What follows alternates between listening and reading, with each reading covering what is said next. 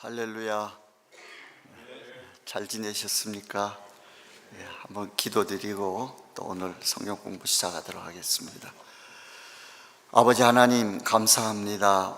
오늘 저희들이 이 시간을 통하여서 우리의 머릿속에 관념적으로 있던 하나님이 아니라 내 자신의 삶이 종교인으로서 있는 것이 아니라 실제로 살아계신 하나님의 귀한 자녀로서 우리의 영혼에 하나님의 실질적인 생명이 부어지는 그런 복된 시간이 되게 하여 주시옵소서.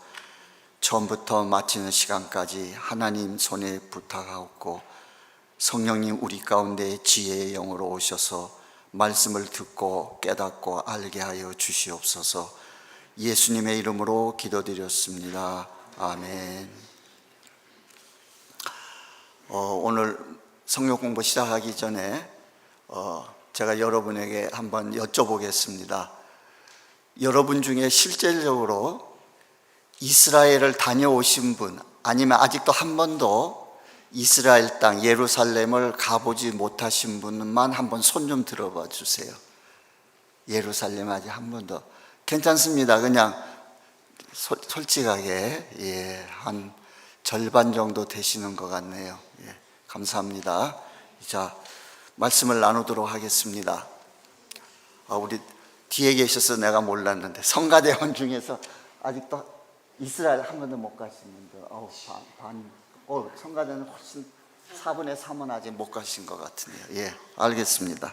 제가 왜 이 질문을 드렸는지 이따가 조금 이해를 하실 수 있을 것 같습니다.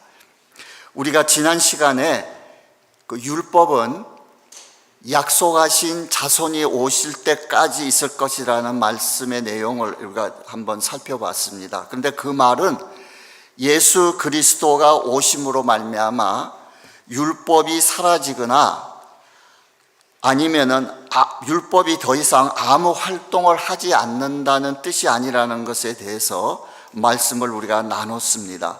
율법은 하나님의 거룩한 성품이요 속성을 나타내는 것이기 때문에 율법은 결단코 사라질 수가 없습니다. 바울은 로마서 7장 12절에서 율법도 계명도 거룩하고 의롭고 선하다고 말했고 14절에서는 율법은 신령하다고 이렇게 말했습니다. 우리가 율법은 신령한 줄 알거니와 하나님이 존재하시는 이상 하나님의 신령함을 나타내는 율법 또한 사라질 수가 없습니다. 이와 같이 율법은 죽거나 없어지는 것이 아니라 살아서 저와 여러분의 심판대 앞에까지 우리를 추적하고 저와 여러분을 하나님 앞에다가 죄를 고발할 것입니다. 저희 부부를 주례했던 김상호 목사님이라는 분에 대한 간증에 대해서 조금 제가 좀 말씀을 드리겠습니다. 이분의 별명은 인천 지역에서 암흑가에서 두발당수라는 별명으로 통했던 분입니다. 이분은 여의도 순복음교회에 부목사님으로 계셨던 분인데 조용기 목사님하고는 신학교 입학 동기 동창이셨습니다. 그러나 이분은 늦게 예수를 믿고 늦게 신학을 갔기 때문에 신학생 동기 동창들보다는 연배가 상당히 있으셨던 분입니다. 근데 이분이 사모님을 좀 일찍 사별을 하셨어요. 그리고 사모님을 장사를 치르고 나서 그 무덤을 이렇게 세우지 않습니까? 그 무덤이 이제 장례를 치르고 며칠 후에 그 무덤이 잘 완성이 돼 있는지 잘 있는지를 보러 가지 않습니까? 어린 아들 둘을 데리고 그 무덤을 지켜보러 갔습니다. 근데 그 전에 아마 비가 많이 왔던 것 같아요. 아들과 본인이 무덤을 둘러보는 동안에 눈앞에서 무덤이 저 가운데가 갈라지는 거예요. 그랬더니 이 어린 아들들이 이야 우리 엄마 부활한다, 우리 엄마 살아난다 그러면서 손으로 무덤 흙을 막 파내는 거예요. 그래서 목사님이 어린 아이들을 잘 설명을 해주고 엄마는 지금 살아나는 게 아니라 우리 예수님 오실 때 다시 부활하신다고 아이들을 달래가지고 집으로 돌아왔는데, 그 동네 입구에서 그 당시 때는 그 서커스 같은 이런 극장이 열리지 않습니까? 아이들, 우는 아이들을 달래고 서커스를 구경시키라고 들려보내주고 본인은 집에 와서 예배를 드리려고 다 앉았는데, 표현하시기를 이 등 뒤에서 누가 칼로 심장을 꽉 찌르는 것 같더래요. 그 순간에 그 너무나 충격적인 것 때문에 심장마비가 왔던 거예요. 조용기 목사님한테 김상호 목사 장례위원장이라는 위촉장이 날라왔더래요. 그런데 이 목사님의 남동생이 우리 형님 분명히 돌아가셨지만 이 가슴 부분이 식지를 않는다. 동생이 한사코 말려서 3일 동안 장례를 못 치르고 그 병풍 뒤에다 시신을 눕혀놨었어요. 근데 이 목사님이 살아나셨어요. 그러니까 그동안에 심판대 앞에도 갔었고 천국에 가서 사모님도 만나 뵙고 더 뒤에 자세한 내용은 제가 시간 관계상 못하고, 심판대 앞에 갔더니 그분이 험악하게 살았잖아요. 표현하기를 기록 영화를 돌리는 것 같이 쫙 필름이 돌아가더래요. 한 가지도 여러분 우리가 지은 죄 하나도 남김없이 기록 영화로 나오더라는 거예요. 본인의 마음속에 야, 나는 이제 죽었구나. 그런데 예수를 믿고 죄를 회개한 그때 타이밍이 탁 되니까요, 쫙 그 모든 험악한 죄악이 싹 없어지더라는 겁니다. 그랬더니 그 심판대 옆에 서 있던 천사가 자기한테 그러더래요. 그래도 믿기는 믿었구나. 하도 험하게 살았으니까. 여러분, 율법이라는 것은 저와 여러분을 심판합니다. 절대로 율법은 죽지 않습니다. 사도 바울은 로마서를 기록하면서 7장 24절에 그래서 이렇게 그는 탄식을 합니다. 오호라 나는 곤고한 사람이로다. 이 곤고한다는 말이 여러분 영어로 쓴 성경에 보면은 miserable이라는 말로 표현하는 성경 번역된 데로 있어요. 비참한, 나는 비참한 인간이구나. 누가 이 사망의 몸에서 나를 건져내겠느냐. 여러분, 모든 인간은 죄인으로 살다가 죄 가운데서 죽고 하나님의 심판대 앞에 서는데, 이런 비참한 운명에서 벗어날 수 있는 가능성은 우리의 힘으로는 제로예요. 0%입니다.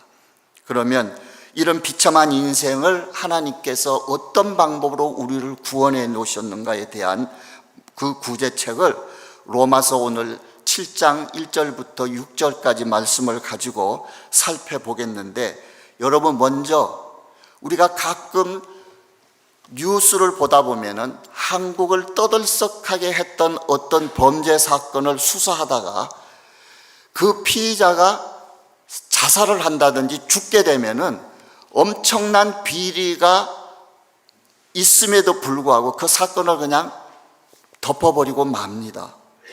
우리가 죄에서 벗어날 수 있는 유일한 방법은 율법이 나에 대해서 죽든지 내가 율법에 대해서 죽든지 둘 중에 한 가지밖에 없어요. 내가 율법에 대해서 자유로워지기 위해서는 율법이 죽어서 사라지든지, 내가 율법에 대해서 죽게 되면은 율법에 대해서 나는 자유를 얻을 수가 있는데, 율법은 사라질 수 없다고 제가 말씀드렸습니다. 이제 성경을 통해서 죄인들이 율법의 정죄로부터 자유를 얻게 되는 하나님이 마련해 놓으신 지혜로운 구원의 방법을 한번 로마서를 통해서 보겠습니다. 먼저 로마서 7장 1절부터 4절까지 쉬운 성경 번역본을 가지고 우리가 한번 보도록 하겠습니다. 제가 1절 읽고 여러분이 2절 읽고 교독으로 4절까지 읽겠습니다. 형제 자매 여러분, 나는 지금 율법을 아는 여러분에게 말하고 있습니다. 여러분은 율법이 사람이 살아있는 동안에만 그 사람을 지배한다는 것을 알지 못합니까?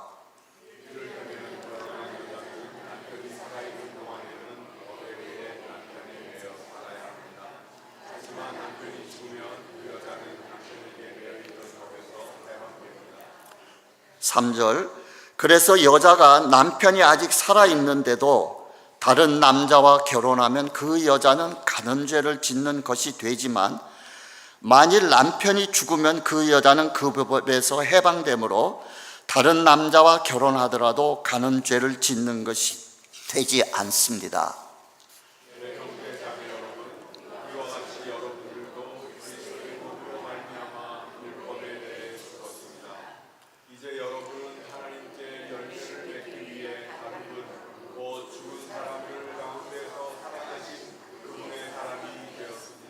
예, 4절의 앞부분을 영상을 좀 띄워놔 주시면 좋겠습니다.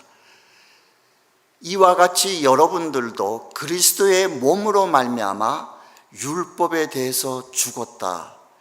이 말이 무슨 말씀인지 여러분이 확실하게 보기 위해서 제가 갈라디아서로 가겠습니다. 갈라디아서 2장 19절 20절에 사도 바울은 또 이렇게 말합니다. 내가 율법으로 말미암아 율법에 대하여 죽었나니. 누가 죽었어요? 내가.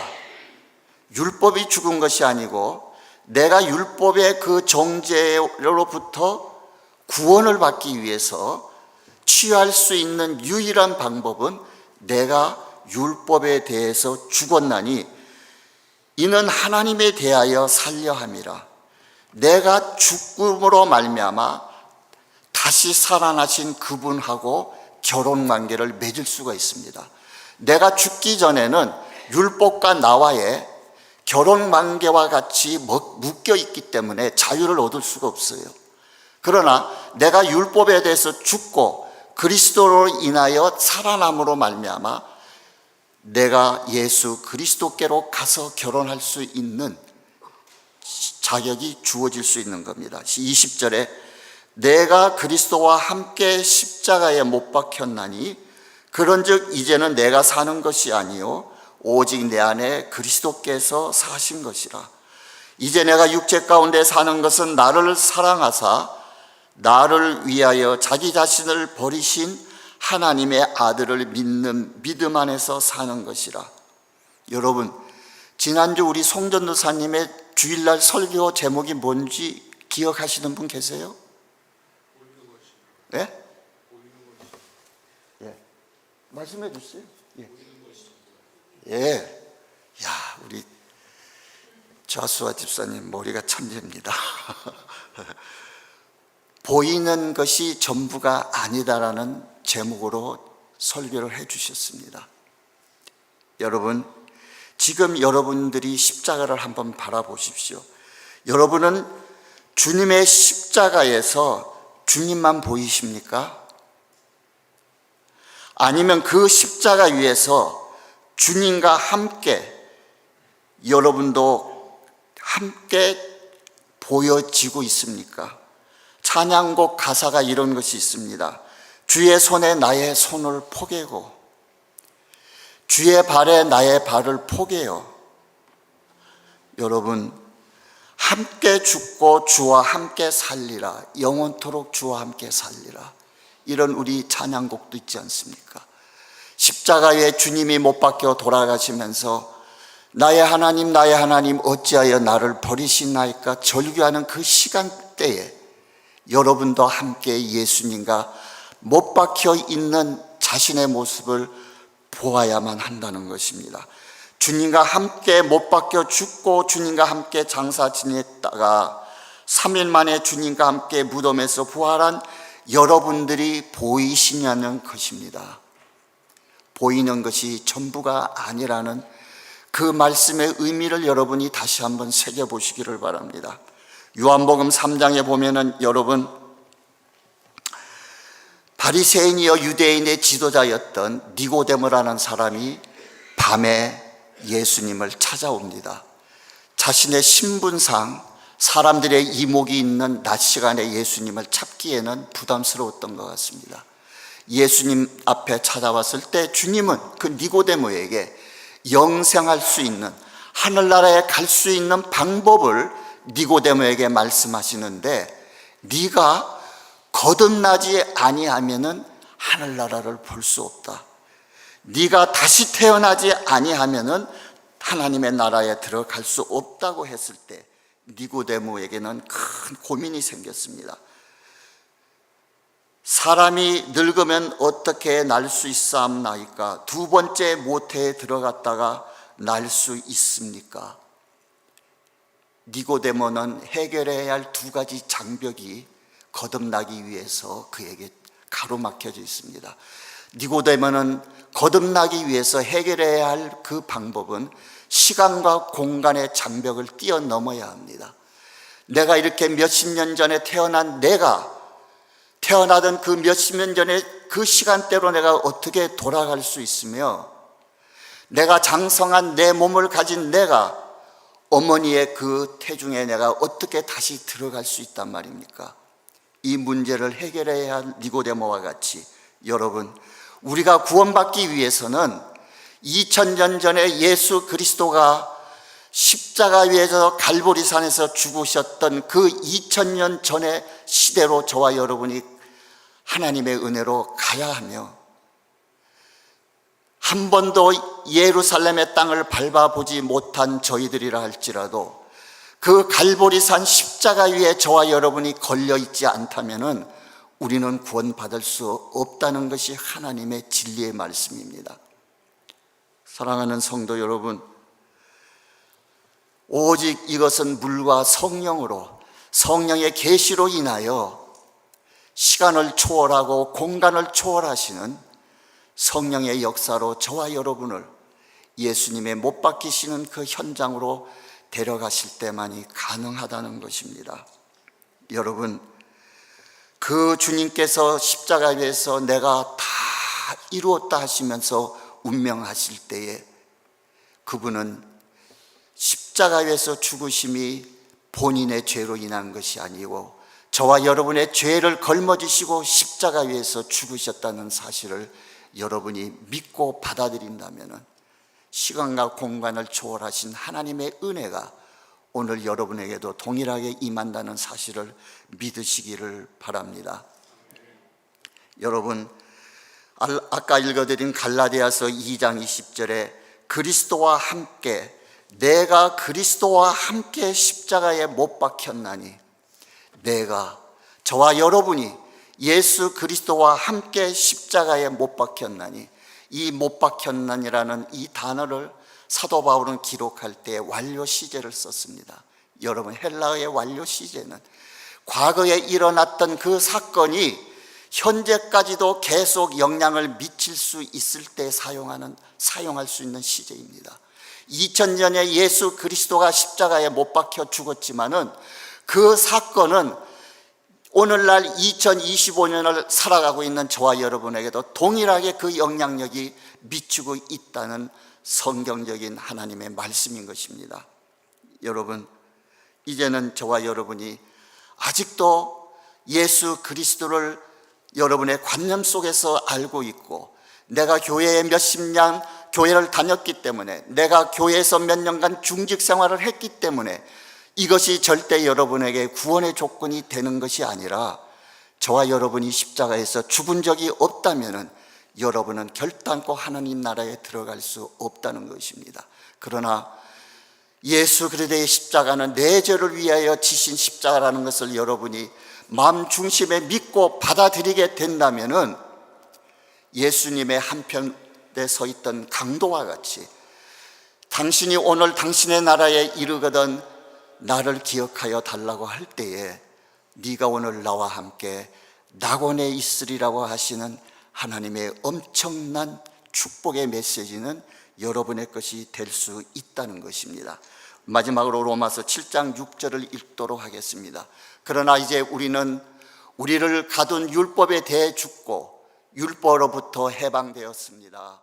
그러므로 우리는 기록된 문자에 따라 하나님을 섬기는 것이 아니라 성령의 새로운 방법으로 하나님을 섬깁니다. 아멘. 다 같이 눈 감으시고 한 1분만 모든 분들이 가슴에 손을 얹어 주시기 바랍니다. 이 시간에 한번 결단의 시간을 갖는데, 이미 나는 예수 그리스도로 인하여 영생한 사람이라는 확신을 가진 분들도 손을 얹어 주시기를 바랍니다. 혹시나 옆에 계신 분이 손을 얹고 싶지만은 그 어떠한 체면 때문에 얻지 못하는 분들에 대한 동질성을 나타내기 위해서 구원받았던 분들도 손을 얹으시고 다 같이 한번 저의 기도를 따라해 주시기 바랍니다. 감사하신 아버지 하나님, 주님이 십자가에서 죽으심은 내 죄로 인한 것을 오늘 고백합니다. 2000년 전에 십자가에서 주님이 죽으셨지만 나도 그 십자가에 못 박혔던 것을 믿습니다. 그 시간에 나의 모든 죄와 허물이 용서받았음을 믿습니다.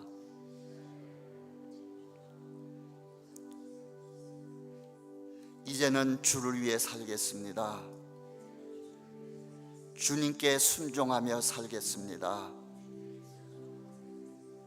주님 사랑하며 살겠습니다. 나를 구원하여 주시니 감사합니다. 예수님의 이름으로 기도드렸사옵나이다. 예수님의 이름으로 기도드렸사옵나이다. 네, 감사합니다.